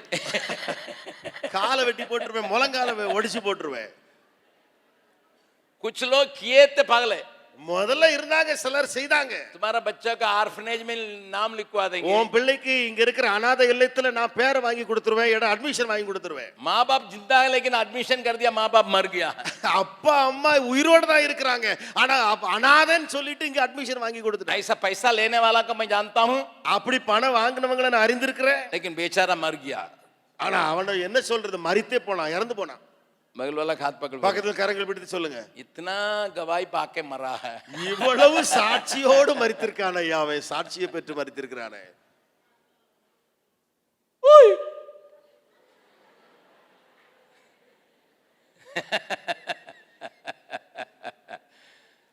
मेरी प्रार्थना है प्रभु मेरे लोग कलंकित रहे. என்னுடைய ஜெபம் இப்படியா இருக்கிறது ஆண்டவரே, कलंकित न रहे. என்னுடைய ஜெபம் இப்படியா இருக்கிறது ஆண்டவரே, என்னுடைய எல்லா ஊழியர்களும் இப்படிப்பட்ட காரியத்துல இல்லாம அவர்கள் விடுபட்டிருக்க வேண்டும் என்று சொல்லி याकूब लिखता है, யாக்கோபு எழுதுகிறான் பாருங்கள். याकूब की पत्री पहला अध्याय யாக்கோபு எழுதின நிருபத்துல முதலாவது அதிகாரத்துல 27 पद, 27வது வசனத்துல याकूब की पत्री उसका पहला अध्याय का 27वां पद, யாக்கோபு 1:27 हमारे परमेश्वर और पिता का निकट शुद्ध और निर्मल भक्ति ये है कि अनाथों और विधवाओं के क्लेश में उनकी स्तुति लेना और अपने आप को संसार से निष्कलंक रखें. திக்கற்ற பிள்ளைகளும் விதவைகளும் படுகிற உபத்திரவத்திலே அவர்களை விசாரிக்கிறதும் உலகத்தால் கரைபடாதபடிக்கு தன்னை காத்துக் கொள்கிறதுமே பிதாவாகிய தேவனுக்கு முன்பாக மாசில்லாத சுத்தமான பக்தி. मेरी बातों को सुनिए, என்னுடைய காரியங்களை கேளுங்கள். परमेश्वर पिता का निकट शुद्ध विवेक, தேவனுக்கு முன்பாக மாசில்லாத சுத்தமான மனசாட்சி, निर्मल भक्ति, அது சுத்தமான பக்தி. क्या है? என்ன அது? अनाथों और विधवाओं को क्लेश में उनकी सुधि लेना, திக்கற்ற பிள்ளைகளும் விதவைகளும் படுகிற உபத்திரவத்தில் அவர்களுக்கு விசாரிப்பதும். लेकिन वहां नहीं रुका है. ஆனா அங்கே நிக்கவே இல்லை. औ மேலும் इस काम करते करते तुम अशुद्ध होने का संभावना है. இந்த வேலையை செய்து செய்து நீ கரைபடுவதற்கு வாய்ப்புகள் ஏராளம். संसार के लोगों की नाई तुम्हारे ऊपर दाग आने का संभावना है. இந்த உலகத்துக்கு சேவை செய்து செய்து ஓ மேல கரை விழுவதற்கு ஏராள வாய்ப்பு உண்டு. मसीह अनाथालय में कई लड़कियों को, கிறிஸ்தவ அநாத இல்லங்களிலே अनेक பெண் பிள்ளைகளை, लड़कों को பையன்களை खराब किया हुआ बिशप लोगों को मैं जानता हूं. கெடுத்து போட்ட பிஷப்மார்களை நான் அறிந்திருக்கிறேன். उनको यह वचन पूरा मालूम नहीं है. அவர்களுக்கு இந்த வசனம் முழுமையுமா தெரியாது. अनाथों को विधवाओं को संभाल रहे करके कहेंगे, சொல்லுவார்கள் அநாதைகளையும் விதவைகளையும் நான் பராமரிக்கிறேன். परंतु ஆனால் उस काम करने के समय அந்த வேலையை செய்யும் போது पूरा पूरा संभावना है तुम्हारे ऊपर दाग लग जाएगा. அது முழுவதும் வாய்ப்பு உண்டு ஓ மேல கரை படிவதற்கு. जरूर मदद करने के लिए हाथ लगाया, நீ உதவி செய்யதா கரை நீட்டின, परंतु ஆனால் अपने कपड़े को गंदा कर दिया. ஓ ஆடை எல்லாம் கரைப்பட்டு போயிடுச்சு. मैं इस उदाहरण को हमेशा इस्तेमाल करता हूं, यहाँ इस्तेमाल करना उचित समझता हूं नए लोगों के लिए. புதியவர்களுக்காக நான் ஏற்கனவே பயன்படுத்தி வருகிற ஒரு உதாரணத்தை சொல்லுவது நலம் என்று எண்ணுகிறேன். रूपा जो है ना, पौधा और पेड़ लगाने में उसका पूरा मन लगता है. ரூபாக்காவை பாத்தீங்கன்னு சொன்னா மரம் செடிகளை நட்டுவது அவங்களுக்கு ரொம்ப பிடித்த ஒரு காரியம். वो लेट गई, हमारा बगीचा उतना नहीं रह गया. அவங்க படுக்கை ஆயிட்டாங்க. எங்களுடைய தோட்டம் எல்லாம் அப்படியே இருந்துச்சு. अन्यथा दिसंबर महीना में हमारा बगीचा जो है बहुत फूलों से खिलता था. அப்படி இல்லை என்று சொன்னால் டிசம்பர் மாதத்துல எங்களுடைய தோட்டம் எல்லாம் நிறைய பூக்களால் நிறைந்திருக்கும். अभी उसको करने के लिए कोई नहीं है. இப்பொழுது அதை செய்வதற்கு யாரும் இல்ல. मन करता मुझे करने के लिए, எனக்கு மனசு ரொம்ப வருது அதை செய்யலாமே சொல்லி, समय नहीं. எனக்கு நேரம் இருக்கு இல்ல. मेरी बात को थोड़ा ध्यान से सुनिएगा. என் காரியங்களை கவனித்து கேளுங்கள். जब हम लोग उस घर में थे, நாங்கள் அந்த வீட்டில இருந்தபோது जहां गेस्ट हाउस है, கெஸ்ட் ஹவுஸ் இப்ப இருக்குதே, और वहां वो कहां से तो केला लाई, எங்க இருந்தோ ரூபாக்கா வாழைப்பழங்களை வாங்கிட்டு வந்தாங்க. केला का पेड़ को लाई.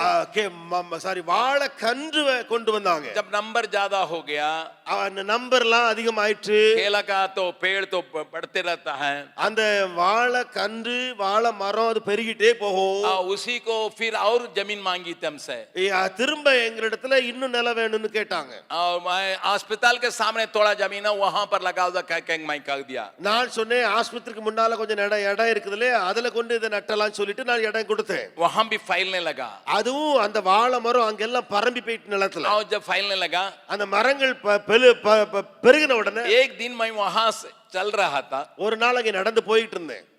मैंने एक केला के पेड़ को देखा. நான் ஒரு வாழை மரத்தை பார்த்தேன். उसमें से फल निकला हुआ था, அதிலிருந்து வாழை தாறு தொங்கின மாதிரி बहुत फल लगा था. அதுல நிறைய வாழை பழங்களோ வாழை காயோ இருக்குது. उसका वजन ज्यादा होने से அதனுடைய வாழை வெயிட் அதிகமானதால पेड़ टूटने पर था. அந்த வாழை மரமே முறிந்து விழுற மாதிரி இருந்தது. मैं इधर उधर देखा, कोई नहीं रहा. இங்கேயும் பார்த்தேன், யாருமே இல்ல.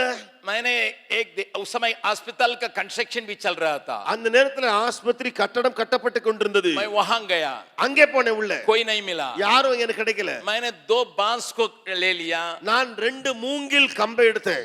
उसमें रस्सी बांधा, அந்த ரெண்டையும் சேர்த்து ஒரு கட்டின கயிறால मैंने उस पेड़ को लिए सहारा देने के लिए मैं कोशिश किया। நான் அந்த மரத்தை தாங்க வைக்கலாம் என்று சொல்லி அந்த மூங்கில்னால அதை தாங்குவதற்கு உதவி செய்தேன். अकेला था, தனியா இருந்தேன். 2 बांस को नहीं पकड़ सका, 2 மூங்கிலையும் என்னால பிடிக்க முடியல ஒரேடியா. एक बांस को लगा के दूसरा बांस को मैं लगा रहा था, तब तक में मेरा पैर स्लिप हो गया। ஒரு மூங்கில வச்சிட்டேன், இன்னொரு மூங்கில வைப்பதற்குள்ளாக என்னுடைய கால் வலிக்கிடுச்சு போயிட்டு. थोड़ा सा स्लिप हो गया, அது முழுவதுமாய் வலிக்கிடுச்சு. मैंने उसको बांस को लगाया, நான் அந்த மூங்கில வைக்கிறேன். बांस उस केला का पेड़ में रख के वो केला जो है मेरे ऊपर थूक दिया। அந்த மரத்தினுடைய இடத்துல அந்த மூங்கில வச்சு அந்த வாழை மரத்திலிருந்து வருகிற அந்த வாழை இது இருக்குது, அது ஏன் மேல அப்படி துப்புன மாதிரி வந்து விழுந்துச்சு. उसका पानी, அதனுடைய கரை, வாழை கரை ஏன் மேல வந்து டம்முன்னு விழுந்துட்டு. मैं उसको ऊपर ख्याल नहीं किया, நான் அத மேல கவனம் செலுத்தவே இல்லை. मैं किसी न किसी रीति से लगा दिया, நான் ஏதோ ஒரு விதத்துல எப்படியோ அதை வச்சிட்டு மாட்டி வச்சிட்டேன். मैंने अपने आप को शाबाश दिया, शाबाश जब சபாஸ்ன்னு சொல்லி அடிச்சாச்சு. இப்போ तुमने गिरने वालों को बचाने वाला। நான் விழ போகிற அந்த வாழை மரத்தை தாங்கி வச்சிட்டேனேன்னு சொல்லி சந்தோஷப்பட்டேன். घर आया, कुर्ता चेंज करने के लिए वॉशिंग के लिए डाल दिया, வீட்டுக்கு வந்து துணியை கலட்டிட்டு வாஷிங்காக போட்டேன்.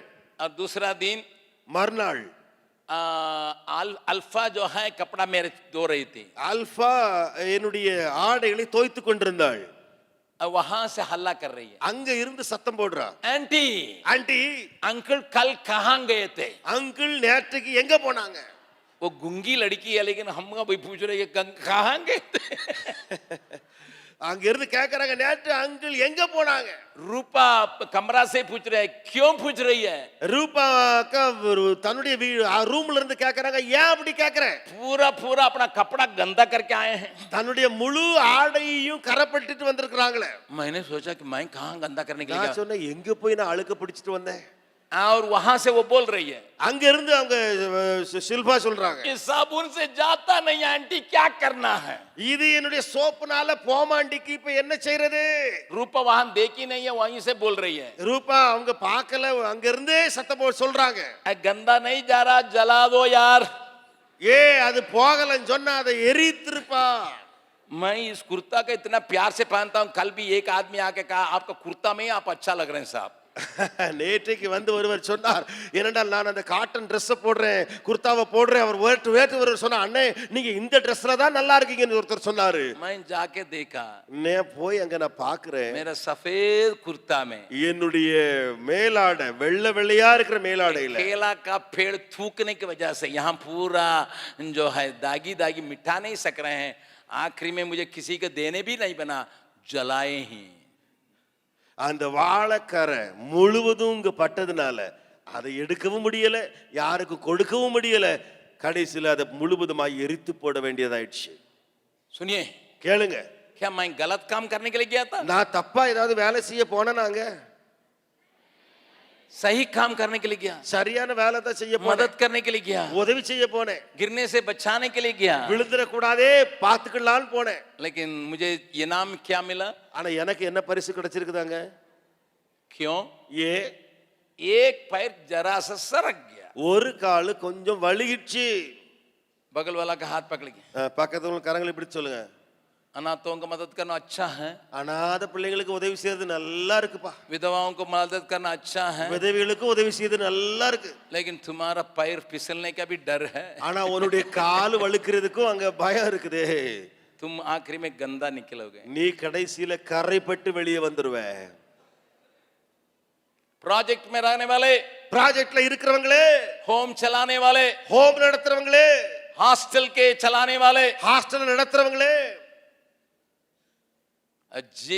जीएनएस क्यों न हो या सेफ हाउस क्यों न हो या हैप्पी होम क्यों न हो या दया सागर क्यों न हो, ஜிஎன்எஸ்ஆ இருக்கட்டும், சேஃபர்ஸா இருக்கட்டும், ஹாப்பி ஹோமா இருக்கட்டும், தயாசாகரா இருக்கட்டும், या कलीसिया क्यों न हो, அல்லது சபையா இருக்கட்டும், आपके कलीसिया में बहुत गरीब है, உங்க சபையிலும் கூட அப்படிப்பட்ட ஏழையான ஜனங்கள் உண்டு.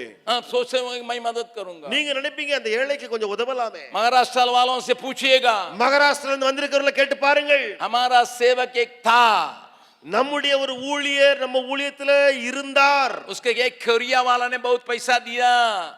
कोरिया वाले கொரியாவில இருந்து வந்த கொரியாக்காரர் அவருக்கு கொஞ்சம் பணத்தை கொடுத்தார். जेम्स की जानकारी भी ना, ஜெம்ஸை அறியவே இல்லை, ஜெம்ஸ் தெரியாம वो उस एक लड़की को नर्सिंग पढ़ाएंगे करके मोटरसाइकिल पीछे लेके घूम रहा था.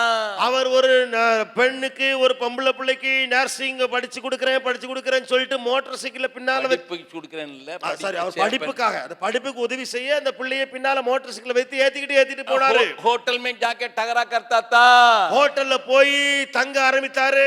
जब मेरे कान में आया, என்னுடைய செவியில வந்த உடனே मैंने कोरिया वाला का कान धर के बुलाया. நான் கொரியாக்காரங்களை செவியை பிடிச்சு இழுத்து கேட்டேன். मैंने पूछा क्यों पैसा दिए हो? நான் கேட்டேன் ஏன் பணம் கொடுத்த அவங்களுக்கு? भैया मदद करने के लिए दिए. அண்ணே உதவி செய்ய தான் கொடுத்தேன். आपने बर्बाद कर दिया. நீங்க அதை அழித்து போட்டீங்க, அவளை அழிச்சிட்டீங்க. फिर आके रो रहा था. திரும்ப வந்து அழுது கொண்டிருந்தாள். हमारा जानकारी भी ना, तुम किसी से भी मदद लो. எனக்கு தெரியாம யார்கிட்ட இருந்து நீ உதவி வாங்கிக்கலாம், परंतु ஆனால் ऑफिस की जानकारी बिना तुम मदद ले सकते हो. ஆபீஸ்க்கே தெரியாம நீ எங்க இருந்து உதவி வாங்கிட்டு இருக்கலாம். परंतु ஆனால்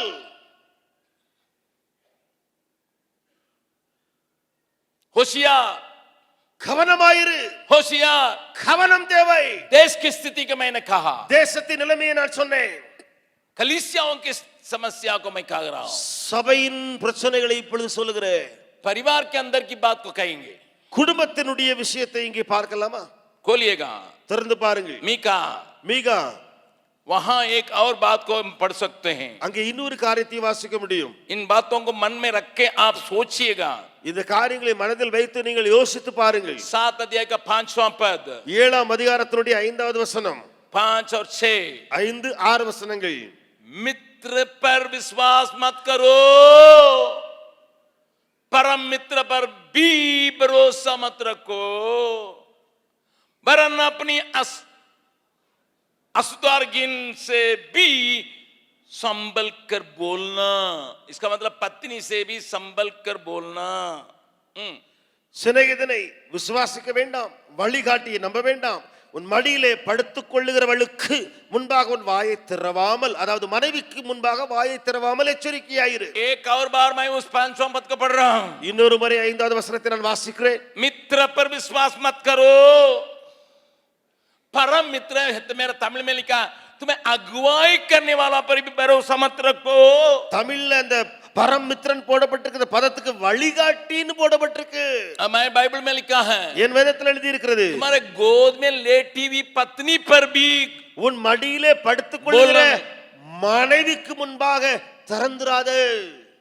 भैया सवेरे आपने सिखाया मेरी पत्नी मेरा गिफ्ट है. அன்னை காலையில தானே கற்றுக் கொடுத்தீங்க, என் மனைவி எனக்கு கிஃப்ட்னு சொல்லி கொடுத்தீங்க. लेकिन अभी अभी बोल रहे हैं भरोसा मत करो, बोलो मत करो. இப்போ நீங்க நம்பாத பேசாத மனைவி கிட்ட ஒன்னையும் சொல்றீங்களே. पहले प्रचार में आप कुछ बोल रहे हैं, दूसरा प्रचार में कुछ बोल रहे हैं. அண்ணே முத பிரசங்கத்துல ஒன்ன சொல்றீங்க, இப்ப வேற மாதிரி இரண்டாவது பிரசங்கம் பண்றீங்க. मैं यहाँ पर बिगड़ी हुई घर को मैं बतला रहा हूँ. நான் இங்கே அழிந்து போன நாசமான வீட்டை குறித்து சொல்லுகிறேன். हेलो, मैंने सवेरे जो कहा ईश्वर की भक्ति, ईश्वर का डर भय रखने वाला परिवार के बारे में, நான் காலையில சொன்னது கர்த்தருக்கு பயப்படுகிற குடும்பம், கர்த்தருக்கு பயந்திருக்கிற ஒரு நல்ல குடும்பம். लेकिन ये परमेश्वर से हटे हुए परिवार के बारे में लिखा. ஆனால் இது தேவனை விட்டு விலகி இருக்கிற குடும்பம். वहां और भी बात पढ़िए 6 पद. அங்கே 6வது வசனத்துல இன்னும் என்ன இருக்கு பாருங்க. क्योंकि पुत्र पिता का अपमान करता और बेटी माता का अपमान करती, अब पतो सास की विरोध में उठती. आज नहीं, पहले से है और आज भी है.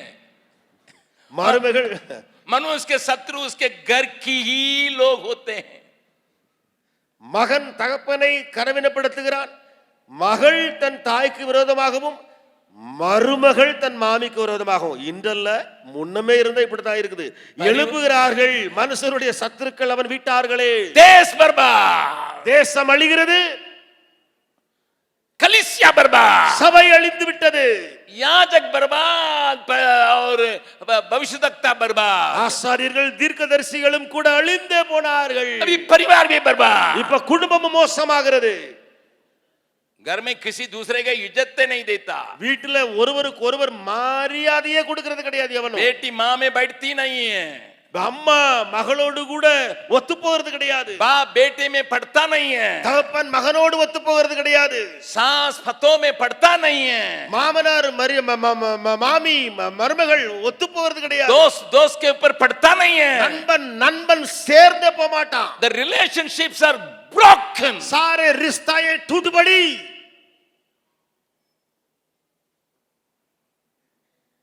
घर के लोग शत्रु बन के बैठे हैं, வீட்டார்கள் சத்துருக்களாகி விட்டார்கள். बदनाम करके उड़ाने के चक्कर में रहता है, அவர்கள் நிந்தையை கொண்டு வந்து கெட்ட பெயரை எடுத்து எடுத்து முழுவதும் தூக்கி எறிவதற்கு நிற்கிறார்கள். इस वातावरण में இந்த சூழ்நிலையிலே தான் मीका को सेवा करना है, மீகாவுக்கு ஊழியம் செய்யணும். இப்போ बुलहाट है भविष्यद्वक्ता होने के लिए, அவனுக்கு தீர்க்கதரிசியாக அழைப்பு வருகிறது. இப்பொழுது सवेरे मैंने कहा था, காலையில நான் சொன்னேன், उस वातावरण में भी कौन है जो परमेश्वर के लिए एक भविष्यद्वक्ता की वाणी बनने के लिए तैयार है. அந்த சூழ்நிலையிலும் யாருண்டு தேவனுக்காக தீர்க்க தரிசனமாய் மாற போகிறவன் யாருண்டு என்று சொன்னேன்.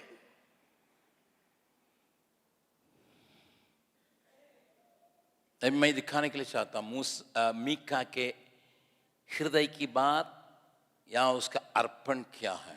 நான் இப்பொழுது சொல்ல விரும்புகிறேன், இந்த மீகாவுடைய இருதயத்தின் காரியம், அர்ப்பணிப்பின் காரியம் என்ன என்று சொல்லட்டுமா? तीसरा अध्याय 3ஆம் அதிகாரம் 8वां पद, 8வது வசனம். मीका तीसरा अध्याय 8वां पद, மீகா 3:8. परंतु मैं तो, ஆனால் நானோ, बगल वाला का हाथ पकड़ बोलो, பக்கத்துல கரங்களை பிடித்து சொல்லுங்க, परंतु मैं तो. बाबू सारे डर गए, भाई सचमुच में डर गया.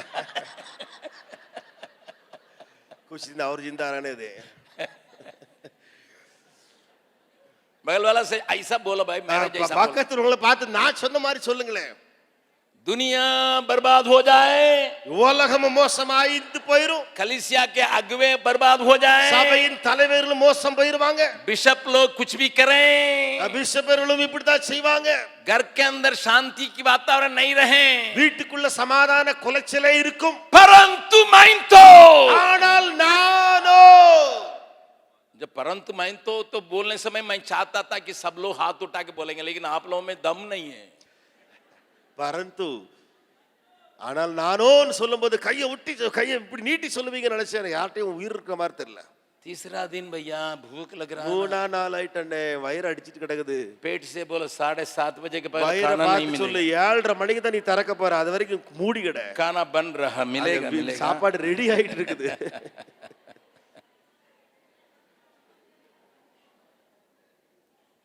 अभी मेरे लिए परंतु नाम क्यों दिया गया मालूम है? परंतु मैं तो, எனக்கு ஏன் ஆனால்னு பெயர் வச்சிட்டாங்க தெரியுமா? ஆனால் நானோ यहोवा की आत्मा से शक्ति, न्याय और पराक्रम पाकर परिपूर्ण हूं कि मैं याकूब को उसका अपराध, इस्राएल को उसका पाप जता सकूं.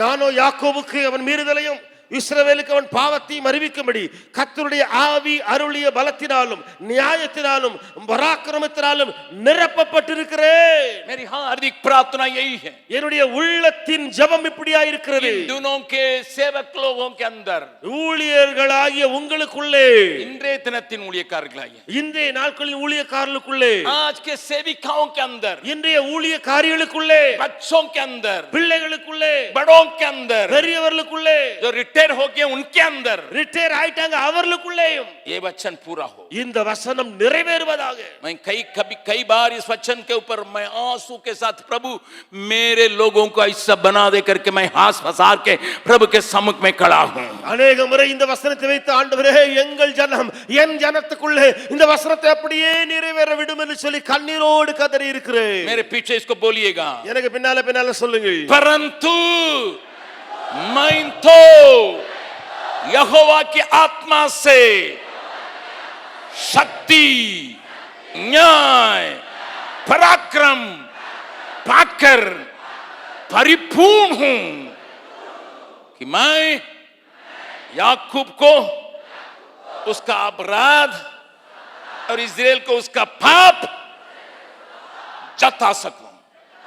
कितने लोग विश्वास करेंगे मैं इस काम के लिए अपने को सौंपता हूं. ऊंचे थाली बजा के परमेश्वर का धन्यवाद. விசுவாசிக்கிறவர்கள் இந்த வேலைக்காக என்னை ஒப்புக் கொடுக்கிறேன் என்று சொல்கிறவர்கள் கரங்களை தட்டலாமா? If James is not preparing people like this, अगर जेम्स ऐसे लोगों को तैयार नहीं करती तो हमारा 17 प्रकार की ट्रेनिंग अगर इस प्रकार के लोगों को तैयार नहीं करती, 17 ட்ரெய்னிங்ல இப்படிப்பட்ட ட்ரெய்னிங் இல்லாமல் இருந்திருக்கும் என்றால், अगर हमारे कलीसियाएं ऐसे लोगों को तैयार नहीं करती, கலிசியாவில் இப்படிப்பட்ட ட்ரெய்னிங் நாம் செய்து கொடுக்காமலே இருந்திருப்போமே. हमारे होम्स तैयार नहीं करती ऐसे लोगों को, இப்படிப்பட்ட ஜனங்களை நம்முடைய ஹோம்ஸ்ல ஆயத்தப்படுத்தாமல் இருந்தால், हमारा प्रोजेक्ट्स ऐसे लोगों को तैयार नहीं करती, நம்முடைய ப்ராஜெக்ட்ஸ் இப்படிப்பட்ட மக்களை ஆயத்தப்படுத்தவில்லை என்றால், हमारा जीटीसी, डब्ल्यूएलटीसी, टीबीसी, डीटीसी, जीसीसी कुछ भी हो, நம்முடைய டிடிசியா இருக்கட்டும், டபிள்யூஎல்டியா இருக்கட்டும், டபிள்யூஜிசி எதுவா இருந்தாலும் சரி, ऐसे एक झुंड को तैयार करने के लिए प्रभु चाहता है. ஆண்டவர் விரும்புகிறார் இப்படிப்பட்ட கூட்டத்தை அவைகளுக்குள்ளே ஆயத்தப்படுத்த வேண்டும் என்று. एक और बार बोले, இன்னொரு முறை சொல்லலாமா? परंतु संसार का वातावरण कुछ भी हो, नाना प्रकार की लोभ से लोग भरे हो, घूसखोरी बदल परिवर्तन जब भरपूर हो, घूसखोरी भरपूर हो, एक दूसरे का घात करने के लिए लोग तैयार हो, उस वातावरण में मैं तो यहोवा की आत्मा, शक्ति और न्याय और पराक्रम पा करके परिपूर्ण हूं कि मैं याकूब को उसका अपराध और इस्राएल को उसका पाप जताऊंगा. ये कैसा होगा भैया? ये मीखा वातावरण सही नहीं है, तुम्हारे ऊपर रखे हुए अधिकारी सही नहीं है, तुम्हारे ऊपर का सरकार सही नहीं है, तुम्हारे कलीसिया के अगुवे सही नहीं है, कोई बात नहीं. உன்னை சுற்றி இருக்கிற ஜனம் சரியில்லை, அதிகாரிகள் சரியில்லை, அரசாங்கமும் சரியில்லை, எதுவுமே சரியில்லை, பரவாயில்லை.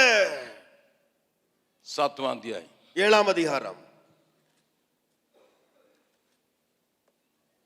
6, 7, 8 पद को देखेंगे. 6, 7, 8 வசனங்களை பாருங்கள். क्योंकि पुत्र पिता का अपमान करता और बेटी माता के, पतो सास के विरोध उठती है, मनुष्य के शत्रु उसके घर ही के लोग होते हैं. மகன் தகப்பனை கனவீனப்படுத்துகிறான், மகள் தன் தாய்க்கு விரோதமாகவும் மருமகள் தன் மாமிக்கு விரோதமாகவும் எழும்புகிறார்கள். மனுஷனுடைய சத்துருக்கள் அவன் வீட்டார்தானே. मुझे बहुत लोग डैडी बुलाते हैं, என்னை अनेகர் டாடின்னு கூப்பிடுவாங்க. बहुत लोगों को हाथ पकड़ के मैंने कहा तुम बेटा या बेटी से भी बढ़कर है. அநேகருடைய கரங்களை பிடித்து நான் சொல்லியிருக்கிறேன், நீ நீ என்னுடைய மகனை காட்டிலும் மகளை காட்டிலும் எனக்கு அதிகமானவள். मैंने कई लोगों का हाथ पकड़ के बोला, நான் अनेகருடைய கரத்தை பிடித்து சொல்லி இருக்கிறேன், I love you more than my children. मैं अपने बच्चों से बढ़कर के तुमसे प्रेम करता हूँ. I treat you as a son. मैं तुम्हें बेटा के रूप दे के प्रेम करता हूँ. I treat you as a daughter. मैं तुम्हें ऐसे व्यवहार करता हूँ कि बेटी जैसे समझ के. लेकिन उन्होंने हमारे लिए गड्ढा खोदा, ஆனால் அவர்களோ எனக்காக குழி தோண்டினாங்க, अपमान किया, அவமானப்படுத்தினாங்க. जितना निंदा कर सकते हैं उतना निंदा किया. எவ்வளவு நிந்தைக்குள்ளா என்னை ஆக்கணுமோ நிந்தைக்குள்ளாக்குனாங்க. लेकिन मैं 7 पद पढ़ के मैं खुश रहता हूं. ஆனால் 7ஆம் வசனத்தை வாசித்து சந்தோஷப்படுகிறேன் நான். फिर से मैं उस पद को पढ़ना हूं. நான் திரும்ப அந்த வசனத்தை வாசிக்கிறேன். परंतु मैं ஆனால் நானோ यहोवा के ओर ताकता रहूंगा। கர்த்தரை நோக்கி கொண்டே இருப்பேன். मैं अपने उद्धारकर्ता परमेश्वर की बाट जोता என் रहूंगा। ரட்சிப்பின் தேவனுக்கு காத்து கொண்டிருப்பேன். मेरा परमेश्वर मेरी सुनेगा। என் தேவன் என்னை கேட்டருளுவார். 8वां पद में यूं कह के मीका कहता है, 8ஆம் வசனத்திலே மீகா இப்படி சொல்லுகிறார், हे मेरे बैरीन, என் சத்துருவே मुझ पर आनंद मत करो, என்னை குறித்து சந்தோஷப்படாதே. क्योंकि जो ही मैं गिरूंगा त्यों ही उठूंगा, ஏனென்றால் நான் விழுந்திருந்தாலும் அங்கேயே எழுந்திருப்பேன். और ज्यों ही मैं अंधकार में पड़ूंगा त्यों ही यहोवा मेरे लिए ज्योति का काम देगा। ஏனென்றால் நான் இருளிலே உட்கார்ந்தால் கர்த்தர் எனக்கு வெளிச்சமாய் இருப்பார். मैं आपसे एक चुनौती कर रखने जा रहा हूं। நான் இப்பொழுது உங்கள் மத்தியிலே ஒரு சேலஞ்ச் விட போகிறேன். अपने बैरी जो आपके गिरावट से खुश हुआ होगा, உங்களுடைய சத்துரு நீங்கள் விழுந்ததனால சந்தோஷப்பட்டிருக்கலாம். आपके आंसुओं को देख के खुश हो गया होगा, உங்களுடைய கண்ணீர் அழுகையை கண்டு அவன் சந்தோஷப்பட்டிருக்கலாம். उससे आप ये कहने जा रहे हैं, அவனை பார்த்து நீங்க இத சொல்ல போறீங்க, तुम मुझ पर आनंद मत करो, நீ இதுல சந்தோஷப்படாதே. मैं जैसा गिरा जरूर लेकिन उठूंगा, நான் எப்படியாக விழுந்தேனோ அப்படியாக எழுந்திருக்க கூடியவர். जरूर मैं अंधकार में पहुंचा परंतु मैं उठूंगा क्योंकि वो ज्योति ठहरेगा। நான் கடைசி வரை போக முடியாமல் இங்கு விழுந்திருந்தாலும் எழும்பி இருக்க போகிறேன், ஏனென்றால் அவரே எனக்கு வெளிச்சமாயிருக்கிறார். अगर आज इस वचन को सुनने से आपका हृदय में धक्का लगा, आप समझें मेरे लिए ये वचन पढ़ता है। ஒருவேளை இந்த வசனத்தை கேட்டு நீங்கள் ஒரு அதிர்ச்சிக்குள்ளாயிருப்பீர்கள் சொன்னால் நீங்கள் புரிகிறீர்கள் எனக்காக இந்த வசனம் எழுதப்பட்டிருக்கிறது என்று. या आप कहते होंगे भैया आपकी कहना सही है, मैं गिर गया था, அல்லது இப்படியாக நீங்கள் சொல்கிறீர்கள் சொன்னால் அண்ணே நீங்க சொன்னதெல்லாம் சரிதான், ஏனென்றால் நான் விழுந்திருந்தேன். परंतु यहोवा मेरी ज्योति है, ஆனால் நீ கர்த்தராகிய தேவன் எனக்கு வெளிச்சமாயிருக்கிறார் என்று உணர்கிறேன். अंधकार में पड़ने से भी இருளிலே இருந்தாலும் கூட वो मेरे लिए ज्योति ठहरेगा, கர்த்தரே எனக்கு வெளிச்சமாயிருப்பார். इसलिए मैं शत्रु को चुनौती दे के कहता हूं, ஆகையாலே சத்துருவை சவாலிட்டு நான் பேசுவேன், मेरे निमित्त आनंदित मत हो, என்னை குறித்து நீ சந்தோஷப்படாதே, क्योंकि मैं उसके दिए हुए आत्मा से भरपूर हूं, भरपूर होना चाहता हूं। ஏனென்றால் அவரால் கொடுக்கப்பட்ட அந்த ஆவியினாலே நான் நிரப்பப்பட்டிருக்கிறேன், நிரம்பி இருக்கவே நான் விரும்புவேன். इसलिए सारे दुनिया विरोध करे तो भी, ஆகையினாலே முழு உலகமும் விரோதமாய் எழும்பினாலும் கூட, पूरा देश विरोध करे तो भी, முழு தேசமும் என்னை எதிர்த்து வந்தாலும் கூட, मैं उसके लिए उसकी आवाज बन के अपनी जगह में खड़ा होके आत्मा की भरपूरी में सेवा करने के लिए चाहती हूं करके कहने वाले, ஆவியிலே நிரம்பி அவருக்காக நிற்பேன், அவருக்காக ஊழியத்திலே நிலைத்திருப்பேன் என்று சொல்லக்கூடியவர்கள் மாத்திரம் मेरा इस गीत को मेरे साथ गाइएगा। என்னுடைய இந்த பாடலை நீங்கள் என்னோடு கூட இணைந்து பாடலாமே. प्रभु यीशु मेरी ज्योति, ताली बजा के गाएंगे, अब वो ही है मेरा उद्धार, मेरा जीवन का धन है वो ही, मैं किसी से नहीं डरूंगा, मेरे जीवन का गढ़ है वो ही, मैं किसी से नहीं डरूंगा, प्रभु यीशु मेरी ज्योति, अब वो ही है मेरा उद्धार, मेरे जीवन का गढ़ है वो ही, मैं किसी से नहीं डरूंगा, यदि माता पिता छोड़ दे भी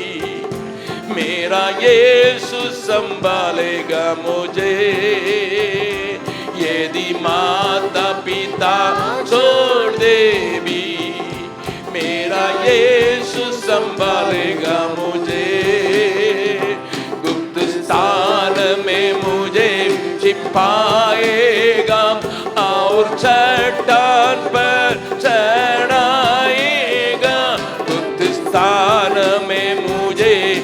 पाएगा और चट्टान पर चढ़ाएगा।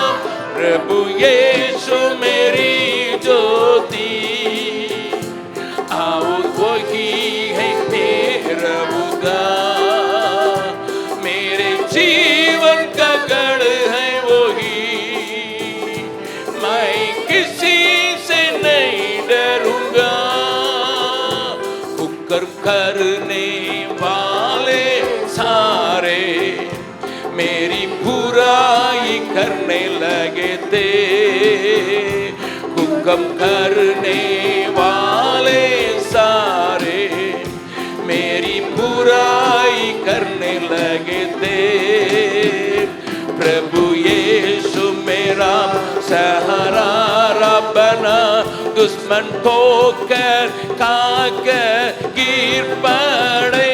प्रभु यीशु मेरा सहारा बना, दुश्मन ठोकर खाकर गिर पड़े। प्रभु यीशु मेरी ज्योति, आओ वही है मेरा उद्धार, मेरे जीवन का गढ़ है, मैं किसी से नहीं डरूंगा। एक बार मैंने प्रभु से मांगा, यत्न करता रहूंगा उसी में। एक बार मैंने प्रभु से मांगा, यत्न करता रहूंगा उसी में। प्रभु के भवन में सदा रहने पाऊं, उसकी महिमा में दृष्टि लगाए रहूं। प्रभु के भवन में सदा रहने पाऊं, उसकी महिमा में दृष्टि लगाए रहूं। प्रभु यीशु मेरी ज्योति, आओ वही है मेरा उद्धार, मेरे जीवन का गढ़ है वही, मैं किसी से नहीं डरूंगा। प्रभु यीशु मेरी ज्योति, आओ वही है मेरा उद्धार, मेरे जीवन का गढ़ है वही, मैं किसी से नहीं डरूंगा। जब मीका ने इस निर्णय को किया, மீகா என்பவன் இந்த தீர்மானத்தை எடுத்தபோது प्रभु ने उसको देख के एक वचन दिया। தேவன் அதை கண்டு ஒரு வசனத்தை கொடுத்தார்। 10 और 11 पद 7वां अध्याय का 7ஆம் அதிகாரத்தினுடைய 10ஆம் 11ஆம் வசனங்கள், 12 पद भी 12ஆம் வசனமும் கூட। तब जब मैं ये निर्णय में आता हूं, जब इसके लिए समर्पित करता हूं, तब मेरी बैरीन जो मुझसे ये कहती है कि तेरा परमेश्वर यहोवा कहां रहा, वो भी उसे देखेगी और लज्जा से मुंह ढांपेगी। मैं अपनी आंखों से उसे देखूंगा, तब वो सड़कों के कीच की नाई लताड़ी जाएगी। உன் தேவனாய கர்த்தர் எங்கே என்று என்னோடே சொல்லுகிற என் சத்துருவானவள் அதை பார்க்கும்போது வெட்கம் அவளை மூடும், என் கண்கள் அவளை காணும், இனி வீதிகளின் சேற்றை போல மிதிக்கப்படுவாள்। तेरे बालों के बांधने के दिन उसकी सीमा बढ़ाई जाएगी। உன் மதில்களை எடுப்பிக்கும் நாள் வருகிறது, அந்நாளிலே பிரமாணம் வெகு தூரம் பரவிப்போம்। 12वां पद, 12ஆம் வசனம், उस दिन असूर से और मिस्र के नगरों से, मिस्र महानद के बीच के समुद्र और पहाड़ के बीच के देशों से लोग तेरे पास आएंगे। அந்நாளிலே அசீரியா முதல் எகிப்தின் பட்டணங்கள் வரைக்கும், எகிப்து முதல் நதி வரைக்கும், ஒரு சமுத்திரம் முதல் மறு சமுத்திரம் வரைக்கும், ஒரு பர்வதம் முதல் மறு பர்வதம் வரைக்கும் உள்ள ஜனங்கள் உன்னிடத்துக்கு வருவார்கள்। This is what God said to you and me as a James family. यही बातों को, वचनों को परमेश्वर आपके लिए, आपके लिए, आपके लिए, आपके लिए और पूरे जम्स के परिवार के लिए दे दिया और दे रहा है। चाहे विदेश में रहें, यहाँ रहें, ஒருவேளை வெளிநாட்டில் இருந்தாலும் இங்கே இருந்தாலும், या तमिलनाडु में रहें या दिल्ली में रहें, தமிழ்நாட்டில் அவர்கள் இருந்தாலும் டெல்லியில இருந்தாலும், हमारे साथ इस सेवकाई दर्शन को पूरा करने के लिए जोड़े हुए लोगों के लिए प्रभु का ये वचन है अगले साल के लिए। அடுத்த ஆண்டிற்காக நம்முடைய ஊழியத்தோடு இணைக்கப்பட்டிருக்கிறவர்கள் எங்கே இருந்தாலும் சரி, तुम्हारा विरोध करने இந்த वाला, வசனம்தான். तुम्हारा विरोध करने वाला को शर्मिंदा होना पड़ेगा। உன்னை விரோதிக்கிறவர்கள் வெட்கத்தால் மூடப்படுவார்கள். रास्ते के कीचड़ किनारे वे रौंदे जाएंगे। அவர்கள் வீதிகளின் சேற்றை போல மிதிக்கப்படுவார்கள். तुम अपना पंख फैलाओ, நீ உன்னுடைய ரெக்கைகளை விரி. जितना फैला सकोगे उतना எவ்வளவு फैलाओ। விரிக்க முடியுமோ அவ்வளவாய் ரெக்கையை விரி. उसी दिन அந்த நாளிலே बिन बिन जगह से जो तुम्हारे विरोध में थे वे तेरे पास दौड़ के आएंगे।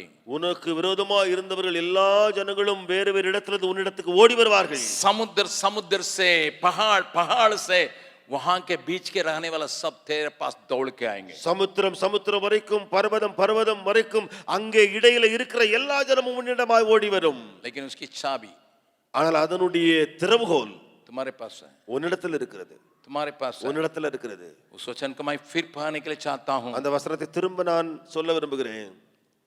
3 अध्याय का 8वां पद। 3ஆம் அதிகாரத்தின் 8வது வசனம். प्रभु वातावरण कुछ भी हो, ஆண்டவரே சூழ்நிலை எப்படி இருந்தாலும் சரி, मैं तो यहोवा की आत्मा, शक्ति, न्याय, पराक्रम पाकर परिपूर्ण होने के लिए अपने को सौंपता हूं। நானோ கர்த்தருடைய ஆவியாருடைய பலத்தினாலும் நியாயத்தினாலும் பராக்கிரமத்தினாலும் நிரப்பப்பட்டிருக்கிறேன். We have come to a very serious moment now. अब एक खास समय में आ चुके हैं.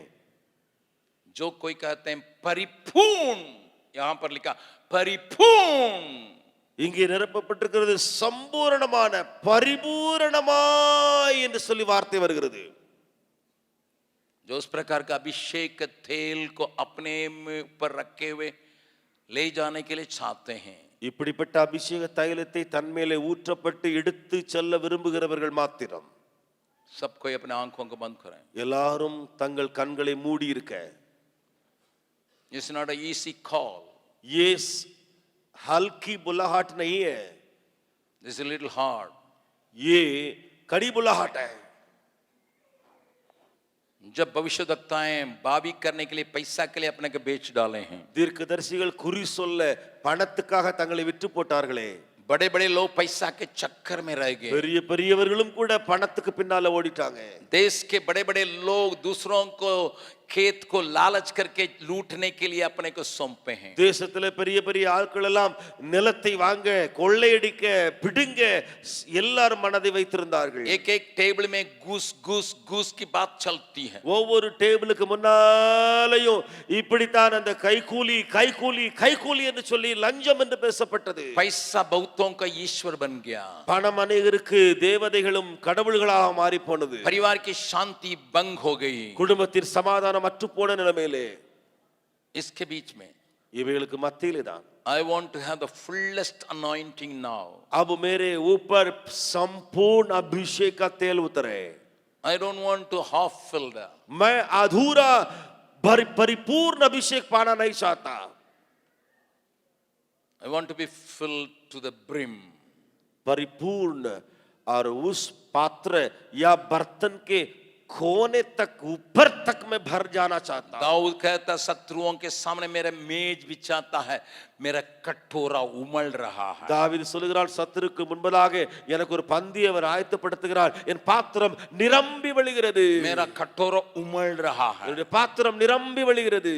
अगर उस अनुभव में आने वाले हो, அப்படிப்பட்ட அனுபவம் உங்களுக்கு தேவையா இருக்கும் என்று சொன்னார். मैं फिर कहने के लिए चाहता हूं, திரும்ப சொல்ல விரும்புகிறேன், एक कठिन अनुभव है. ये ஒரு கடினமான அனுபவம் உள்ள பாதை. आप इसको लेके लोग आपको ऊपर टट्टा करेंगे, आपके अभिषेक को संदेह करेंगे. இதை கண்டு ஜனங்கள் உங்களை நிந்தை பேச்சு எடுப்பார்கள், உங்களுடைய அபிஷேகத்தை சந்தேகப்படுவார்கள். ये पखंडी है करके कहेंगे, இவன் ஒரு மாய்மாலக்காரன் என்று சொல்லுவார்கள், ये धोखाबाजी है करके कहेंगे. இவன் ஏமாற்று பேர் வழி என்று சொல்லுவார்கள். लेकिन उन सारी बातों को उठा के फेंक के ஆனா எல்லா அந்த சொற்களை எல்லாம் தூக்கி தூர போடுங்க. शत्रुओं के सामने मेज बिछाने वाला मेरा हाथ धरा है. சத்துருக்கு முன்பதாக மேசையை பந்தியை ஆயத்தம் பண்ணுகிற தேவன் என்னுடைய கரத்தை பிடித்திருக்கிறார். मेरा कटोरा उमड़ रहा उस अनुभव में जो होने के लिए चाहते हैं. பாத்திரம் நிரம்பி வரக்கூடிய அந்த அனுபவம் எனக்கு தேவை என்று விரும்புகிறவர்கள், आप उठ के सामने आंखें घुटना में आ जाएं. நீங்கள் எழும்பி முன்னே வந்து முழங்காலிலே வரலாம்.